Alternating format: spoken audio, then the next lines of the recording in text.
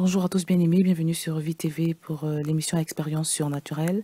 Et je remercie le Seigneur avant toute chose qui m'accorde la grâce de pouvoir aborder ce sujet si important, si déterminant pour l'ensemble du corps de Christ. Et je prie vraiment pendant que je partage ce sujet que le Seigneur m'accorde la grâce de trouver les mots et de pouvoir exprimer vraiment avec efficacité tout ce qu'il veut que j'exprime aujourd'hui de manière à ce que cela puisse porter les fruits qu'il attend, que Dieu a prévu au moment où il met ce message dans mon cœur ce matin.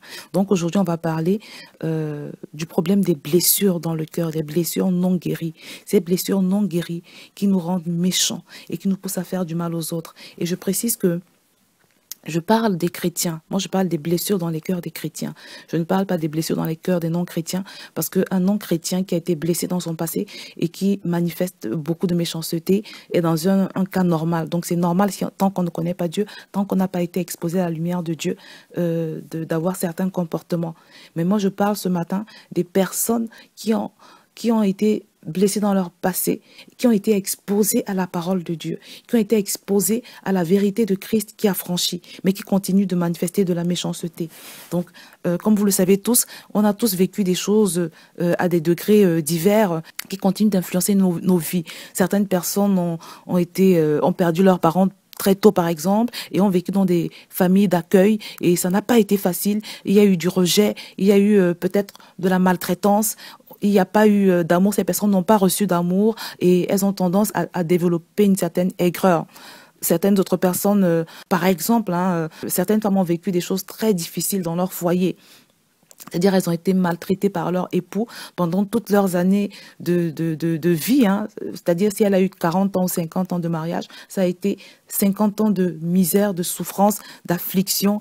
Et une telle maman, par exemple, si elle ne fait pas attention, même quand bien même elle aurait accepté Jésus dans sa vie un jour, si elle ne fait pas attention, eh ben, elle va combattre, elle aura tendance à combattre ses belles-filles. C'est-à-dire, elle va pas supporter que la femme de son fils soit heureuse, que la femme de son fils soit épanouie dans son foyer, là où elle n'a pas eu d'épanouissement. Ou alors, si elle a été dans une situation financière très difficile pendant qu'elle était mariée, elle va pas supporter forcément que la femme de son fils soit bien sur ce plan financier. Donc, c'est de ce genre de choses qu'il s'agit aujourd'hui.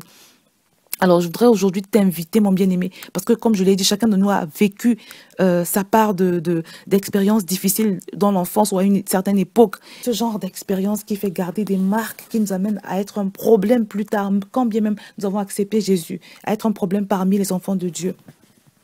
Et ça touche parfois, comme je l'ai dit dans la dernière vidéo, des chrétiens, même quand ils servent à un poste élevé dans l'église. C'est-à-dire qu'ils sont capables de t'enseigner sur, par exemple, la restauration de l'âme, parce que la restauration de l'âme, c'est justement pouvoir identifier toutes ces choses du passé qui nous conditionnent tel qu'on est aujourd'hui et savoir comment s'en débarrasser. Il y a des gens qui peuvent t'enseigner ça, mais qui, malgré tout, dans leur comportement, affichent quand même des traces, des caractères qui montrent qu'il n'y a pas vraiment eu restauration de l'âme. Donc vraiment, ça touche tout le monde. C'est pour ça que parfois, on va voir des pasteurs même qui se bagarrent, qui se jalousent entre eux.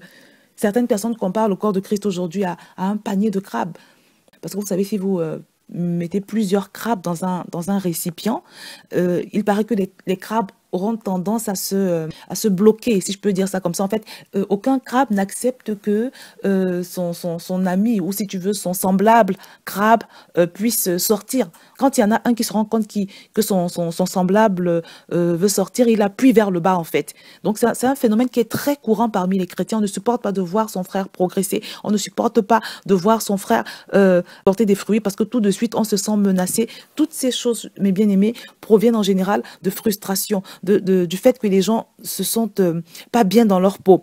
Parce qu'ils continuent dans cette insécurité, malgré que Christ, qui représente la sécurité, les a sauvés.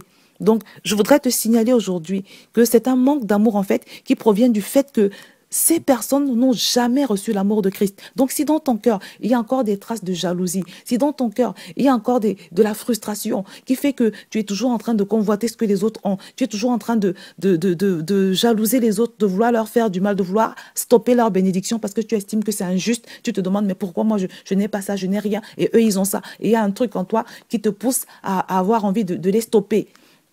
S'il y a encore ça dans ton cœur, mon bien-aimé, ça veut dire simplement que tu n'as jamais accepté l'amour de Christ. Tu n'as jamais reçu l'amour de Christ. Peut-être quand la Bible te dit que Dieu t'aime, que Jésus t'aime, tu l'acceptes intellectuellement. C'est une information de plus pour toi dans ton cerveau, dans ta tête. Mais tu ne reçois pas la chose. La preuve, c'est que tu n'arrives pas à la manifester. Parce que recevoir une parole, c'est la manifester.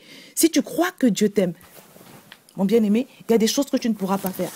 Moi, en ce qui me concerne, je suis convaincue, persuadée de l'amour de Dieu. Je sais qu'il m'aime, mais d'une façon comme personne sur la terre. Je ne connais pas l'envie, je ne connais pas la convoitise, je ne connais pas la jalousie, je ne sais même pas ce que c'est, mes bien-aimés. Parce que la parole de Dieu nous dit que Dieu est notre source et il est en moi. J'ai déjà eu à expérimenter des choses avec le Seigneur qui font que je ne sais même pas comment je peux envier quelqu'un parce que je sais que ce que Dieu me donne, aucun homme ne peut me le donner sur cette terre. Vous savez, en 2012, comment j'ai fait pour créer mon blog lececretdubonheur.fr? C'est qu'un matin, je me suis réveillée, j'ai commencé à prier et j'ai eu une visitation, mais vraiment le Seigneur et la présence de Dieu s'est manifestée pendant ma prière d'une façon que je n'avais jamais expérimentée dans le passé. Alors c'était un bien-être que je ne peux même pas vous expliquer. Je me suis sentie couverte, je me suis sentie glorifiée, je me suis sentie, vraiment, je n'ai pas les mots pour le décrire. Et j'étais tellement heureuse. C'est un bonheur que vous ne trouvez nulle part ailleurs. Et dans ces moments-là, vous avez la conviction, vous avez la ferme assurance que Dieu vous aime.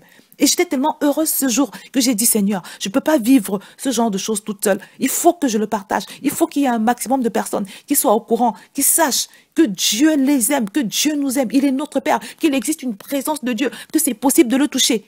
Quand tu as expérimenté des choses comme ça, mon bien-aimé, tu ne peux pas envier. Tu ne peux pas envier qui que ce soit. Tu ne peux envier personne, mes bien-aimés. Donc, toutes les personnes qui ont tendance à manifester de la méchanceté, de la frustration et tout le reste, sont des personnes qui n'ont jamais goûté à l'amour de Dieu. Parce que quand tu sais que Dieu t'aime, ça t'enlève la sécurité. Tu lui fais confiance. Tu sais que s'il ne t'a pas encore donné cette chose que tu demandes, s'il ne t'a pas encore permis d'arriver à cet endroit où tu veux arriver, d'aller là où tu veux aller, c'est simplement parce qu'il a un plan pour toi. Tu lui fais confiance. Tu sais, tu crois que ses plans pour toi sont parfaits. Parce que comment un Dieu qui t'aime peut te frustrer? Dieu ne prend aucun plaisir à te frustrer, mon bien-aimé. Donc, le secret, comme je le dis, c'est de parvenir à accepter l'amour de Dieu. Jésus est allé à la croix par amour pour toi, mon bien-aimé. Il t'aime comme personne, je le redis. Donc, la clé, c'est de croire que Dieu t'aime et de recevoir cet amour dans ton cœur et de tout faire pour l'expérimenter.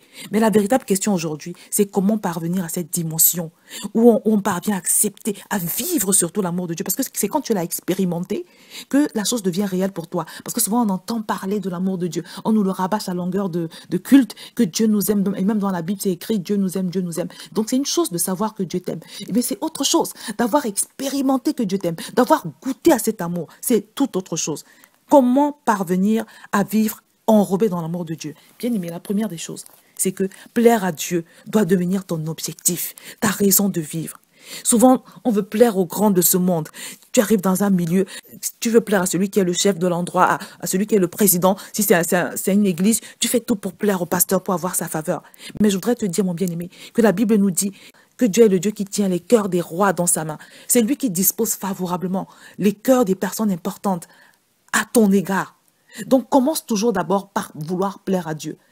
Parce que la faveur que tu obtiens par la manipulation, par exemple, bien parce que tu as fait des efforts pour plaire à l'homme, cette faveur-là, elle est fragile.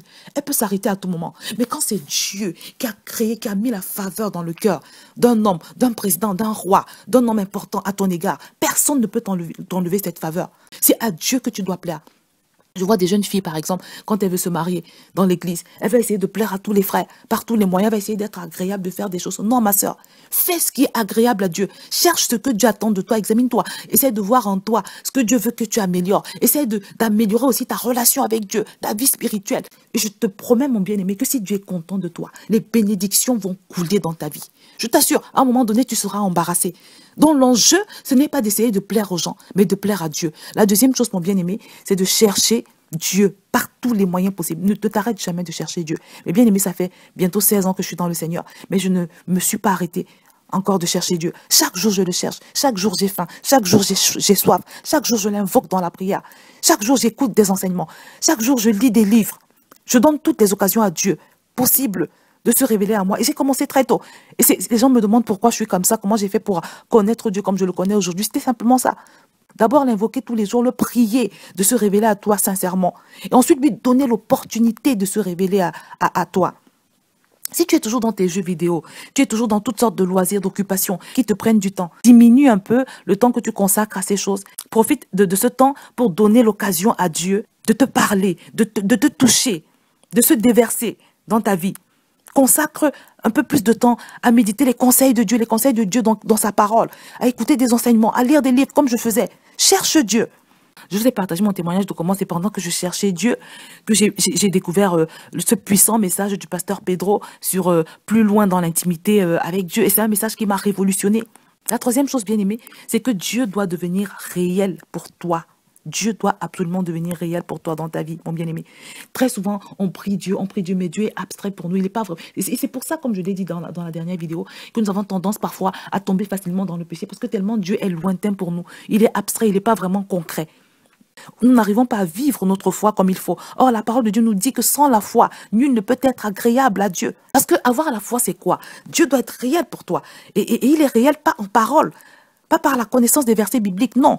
Dieu doit influencer ton style de vie. Tu manifestes ta foi en ce que Dieu est réel par le style de vie que tu mènes. Fais en sorte que Dieu commence à devenir quelqu'un de vraiment réel pour toi. J'ai entendu parler de jeunes filles qui cherchent un mari, elles veulent absolument se marier, alors elles décident de manifester leur foi. En quoi faisant? Par exemple, elle va s'acheter un grand lit avec 2 oreillers et elle considère que le deuxième oreiller, c'est l'oreiller de son mari. Donc, tous les jours, elle fait la prière suivante. Oui, par la foi, je déclare que ce deuxième oreiller est l'oreiller de mon mari à venir et je déclare que c'est une manifestation de foi. Quand elle veut manger, par exemple, elle va se mettre sur une table, elle va préparer 2 assiettes et elle va aussi dire, je déclare par la foi que cette deuxième assiette est l'assiette du mari que j'aurai. C'est bien tout ça. Mais moi, je voudrais te conseiller, ma bien-aimée ou mon bien-aimé, de faire ça avec le Seigneur. Par exemple, dans tout ce que tu entreprends, prends l'habitude de croire que Dieu est avec toi, parce que c'est ce que la parole de Dieu nous dit.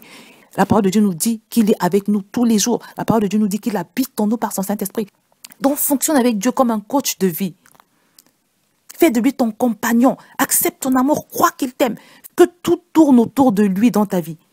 Mon bien-aimé. Quand tu vas faire tes courses, par exemple, tu lui dis, Seigneur, aide-moi à ne pas gaspiller l'argent. Aide-moi à ne pas faire trop chauffer ma carte bleue. Tu dois choisir un meuble où tu dis, Seigneur, tu sais ce qu'il y a de meilleur pour moi. Aide-moi. Donc, fonctionne avec lui comme un véritable coach de vie, comme un compagnon. Le Seigneur va l'apprécier. C'est une façon de prouver ta foi. Et comme ça, de la même façon qu'il dit que celui qui ne croit pas en Dieu ne peut être agréable à Dieu, de la même manière, cette manifestation de foi, cette foi que tu auras en ce que Dieu est avec toi dans tout ce que tu fais, va produire la joie du Seigneur. Et il va la récompenser. Il récompense toujours la foi de ses enfants. C'est pour ça que dans la Bible, à chaque fois qu'il a guéri une femme, à chaque fois qu'il a visité une femme, il disait toujours, ta foi t'a guéri, va, ta foi t'a guéri. Je n'ai jamais vu une aussi grande foi. Regarde, dans le cas de la femme à la perte de sang, par exemple, la Bible nous dit que quand elle est venue et qu'elle a touché le vêtement de Jésus à l'arrière, Jésus n'était même pas au courant.